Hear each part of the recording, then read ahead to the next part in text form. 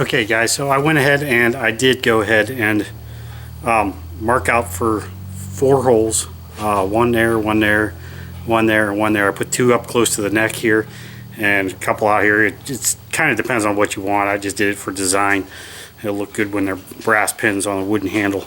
So I'm going to go ahead and drill the 4 holes and at 1/8 inch, and then we'll go ahead and we will harden this thing. Okay, so all 4 holes are in it. Now there's one here, one here, one here, one here. I will go ahead and probably deburr these a little bit and then get ready to harden this thing. Okay guys, so now we're going to take this knife, we're going to stick it in the forge. We're going to get this blade nice and orange and make sure it's not magnetic to the magnet I got sitting here. And then we're going to quench it in oil and it'll be hardened. Okay, so I'm not going to be able to show this for all one shot, so I'm going to go ahead and pull it out of the forge here in a second, quench it in the oil.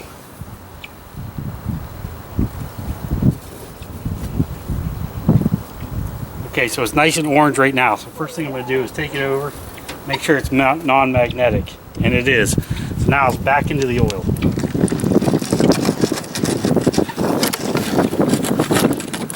Then I put it in the oil and I just whirl it around until it is nice and cool.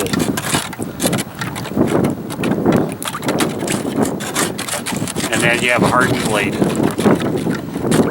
me go ahead and finish cooling this, I'll get back with you. Okay, so now this blade's been hardened. The next step is to temper it, and to temper it I just throw it in the oven at 400 degrees for 2 hours, and it'll turn the blade, the edge will, I'll shine this edge up first and then put it in the oven so I can actually kind of see what I'm doing, and it'll end up being like a nice straw yellow with a little bit of red in it too, and it'll be tempered. And then after that, all that's left is put the handles on and final sharpening. So I'll go ahead and temper this over the night tonight, and you can and then we'll go ahead and make the handles and stuff for it. Okay, so it's a couple days later now, and the knife's been hardened and tempered, and you can see it's got like a straw color yellow to it, and a little bit of reddish purple color, but it'll be just fine. So the next thing we're going to do is I'm going to go ahead and actually sharpen this thing up the rest of the way before I put the handle on it. The only reason I do it that way is because I found that if you sharpen it up first, it's going to take a little more grinding. You'll get the handle all dirty, and it's just a preference thing. So and then we'll put the wooden handle on it. So let me go ahead and finish sharpening this. I'm not going to go into detail on that. There's tons of sharpening videos out there. It's just going to be a Scandi grind on it, so it's relatively simple to sharpen. Okay, so let me go ahead and sharpen that, and then we'll get to working on the handle. Hi guys, I'm back. So I went ahead and I got this thing all sharpened up. Can't really see it that good because of the light, but it's sharpened up. It's razor sharp. I mean, it's absolutely beautiful. So the next thing I'm going to do is I'm going to take my blocks, and I got a couple cherry wood blocks here, and I'm going to take the first block and I'm going to lay the knife on it exactly the way I want it, which is probably just like that. Here, let me get this adjusted a little bit so you can see what I'm doing. I'll lay the knife on it and it'll be just like that. I'll lay it across there. Then I'll go ahead and I'll put it in my drill press, and I'll clamp the knife to the wooden block, put it in my drill press, and drill these holes straight down. Then what I'm going to do is I will, as I'm drilling them, I'll stick a pin in each one. A pin here, a pin here, a pin here, and a pin here as I'm working down. That way I know that none of these holes are moving on me, and all the pins will fit. And as far as pins go, I have a piece of 1/8 inch brass round stock, and I went ahead and cut 4 pins for it, and I made them a little bit wider than the knife blade itself and the two blocks, because I can always grind the pins down a little bit when I'm done. I'd rather have a little bit extra stock there than not enough. So let me go ahead and set the drill press up, and I'll go ahead and drill these 4 holes down. I'll be right back.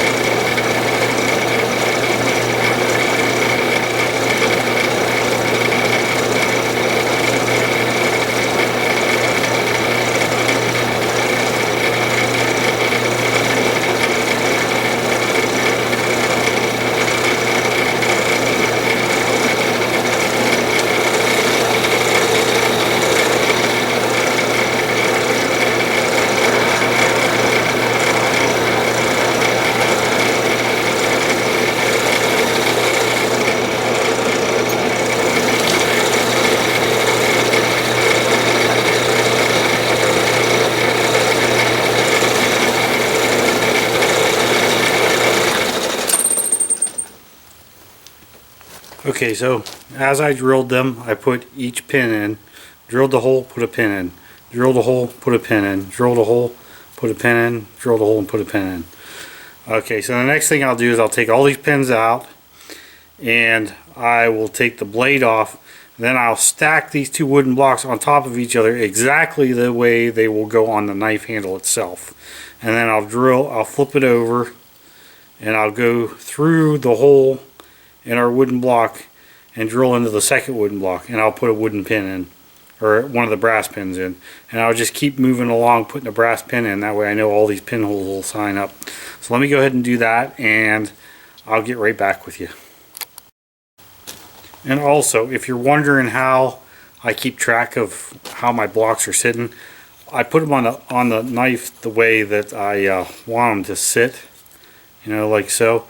And then I always set it up so that the top of my knife is up here, and then on each block I put left and right, which it'll probably come out backwards on the camera, but that way I always know that this block goes on the, and it is backwards in the camera, but anyways, this block is my left hand block, and it'll always be on the left hand side of the knife, and the letter L is always up to the top of the blade, and that's how I keep track of them. That way you don't get them all mixed up and then your pins won't fit. So let me go ahead and set these 2 blocks up and get them ready to drill, and I'll be back. Okay, so all I do is I take these blocks and I set them up just like this on top of each other. Here's our holes, 1, 2, 3, 4 holes. So now I'll just take it and I will set it on top of the drill press just like this and drill the first hole. And then I'll put the pins in it, like so.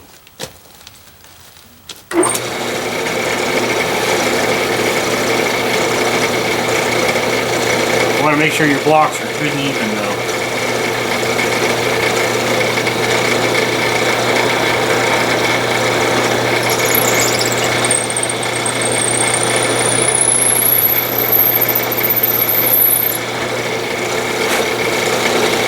Then I just stick the first pin in like that. Now I just go on to sometimes I'll go on to the last hole, and then I can drill the 2 in the middle without even putting the pins in.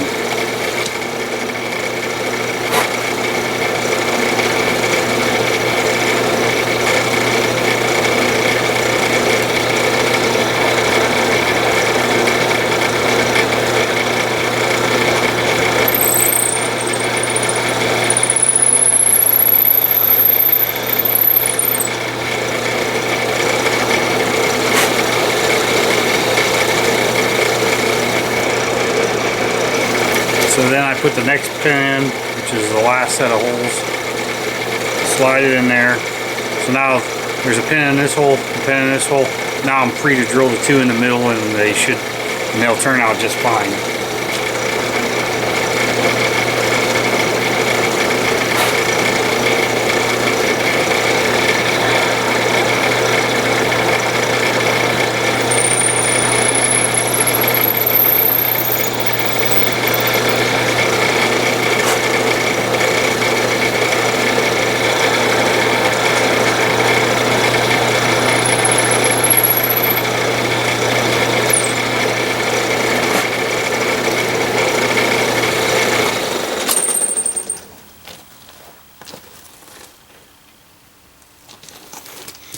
Okay, so now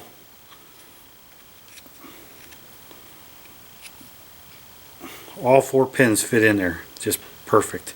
So let me go ahead and dry fit this thing all together, and then I'll show you how I glue it up. Okay, so here it is all fitted up, and it's sitting there pretty decent. So the next thing I need to do is I'll take it apart and I'll glue it up. And what I use for glue is a 5-pin epoxy. I use it's made by Loctite. It's their heavy duty epoxy. It sets up in 5 minutes, so I'm not going to film it because I got to do it in a hurry. But it's really good stuff. It's shock resistant, and it sticks to just about everything. It turns real clear and really hard, but it's yet it's strong and shock resistant. So let me go ahead and glue that up, and I'll show you what it looks like when it's all done. Okay guys, so I got it all glued up, and I got it clamped. It's clamped in the vise here at the bottom, and then I got another clamp on top of it. And it's just going to sit here all night in the vise and dry. And then tomorrow we'll start shaping the handle. Once the handle gets shaped, this thing will be done.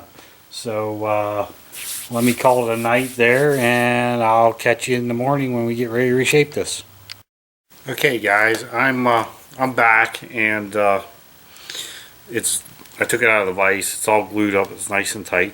So the next thing I'm going to do is start reshaping this handle. I'm not going to show a whole lot of that, but the first thing I'm going to do is I do a lot of wood file work with these, and I do a lot of sandpaper work with these. But the very first thing I do is I'll use a belt sander, and I'll actually sand all the way around here until I get it to where it's all the way down to the steel all the way around. And then that'll give me the outline of my knife. Then after that, all there is to do is knocking off all your wood corners and stuff, and rounding it and doing whatever you want to make it feel good in your hand. And that's the trick with a knife like this. If you're building it for yourself, you might as well make it feel good in your hand. So let me go ahead and start shaping this thing out, and I'll show you what it looks like when it's just belt sanded all the way around and down to there, and then we'll go to the file work, and I'll show you what it looks like when it's all done. So let me get back to you. Okay, so that only took a few minutes, and it's all hand shaped. I don't know if you can see that real good or not, but it's there. Let me turn this camera around this way a little bit. There you go. That's a little better. But there, it's all shaped. You can see some burn marks and stuff on it, but that's no big deal. Those are all going to sand out. So now all I'll do is, first thing I'll do is I'll go around and I'll knock all these corners off, and sort of start rounding this thing. And I'm not going to show all that, but basically all you got to do from this point on is just make it fit your hand the way you think is comfortable. And when it gets to a point where it's comfortable for you, you're done. You know, put a coat of, sand it down real good so it's nice and smooth. Put a coat of linseed oil on it, and a lot of guys will put grooves on it so they got some extra grip. You know, you can customize it any way you want. I'm going to go ahead and finish this thing up, and I'll show you what it looks like when it's all done.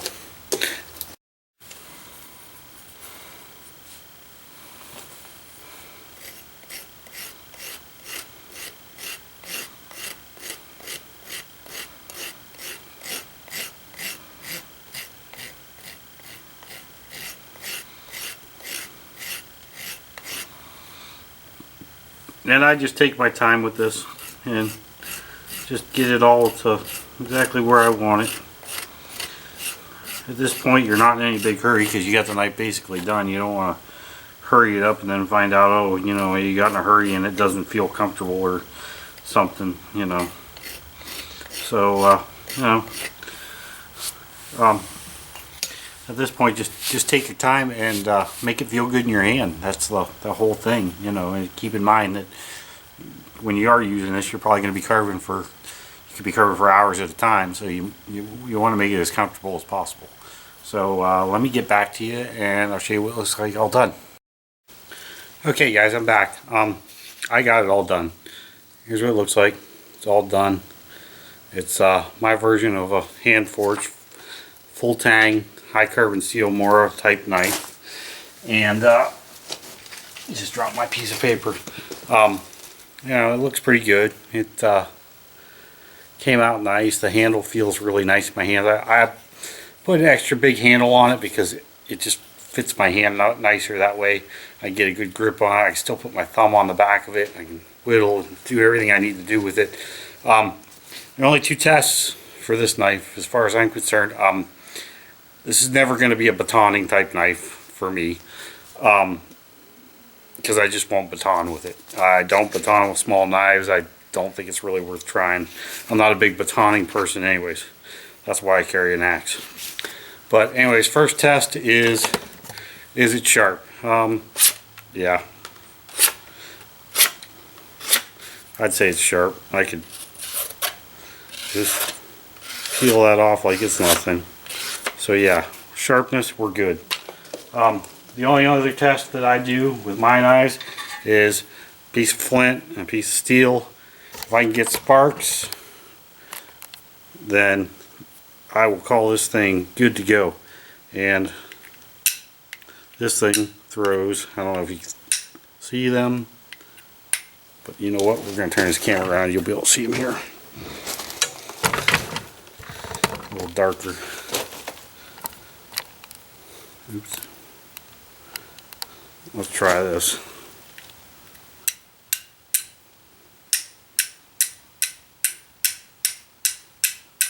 Yeah, I'd say that's good. No doubt in my mind I couldn't start a fire with that. So, you know, there you go. Really good knife. It's got a 90-degree edge on it, so I can still scrape a ferro rod with it. Not that I would. I mean, like I said, this is just a carving knife, but it's nice to know that I could do some of them other things with it if I have to. So, you know, so it's a multi-purpose. This is probably going to go in my pack. This one's not going to go up for sale on my website, but I will make some of these up for my website if people are interested in them. Like I was going to say, I don't really advertise my website that much, but lately things have been tight and I've been trying to make a little extra money for the family. So if you want to go and see a bunch of the knives that I do have for sale on my website right now, it's ancientprimitivehunter.com. We've got more than just knives there. We've got some other stuff too, but this is something that I'm thinking about maybe making kind of like a production type knife. So I don't have any knives that I do exactly the same all the time. And that's if people would be interested in something like this. I have no idea what I would price it. I mean, there's a lot of time in this, so I'd have to play around with that a little bit. But anyways, if anybody would be interested in that, let me know. So there you go. There's a carving knife for our long-term, you know, living survival type kit. You know, it's just something that would be very, very nice to have when you're out in the woods and you're living long-term and you need to carve up all those trap triggers and all that other stuff. It's just a nice little knife. It makes the carving a little easier. Nice thin blade, sharp edge. But anyways, I just wanted to say thank you. If you like the videos, like, share, subscribe, and stick with me because I got a lot more videos planned. So thank you.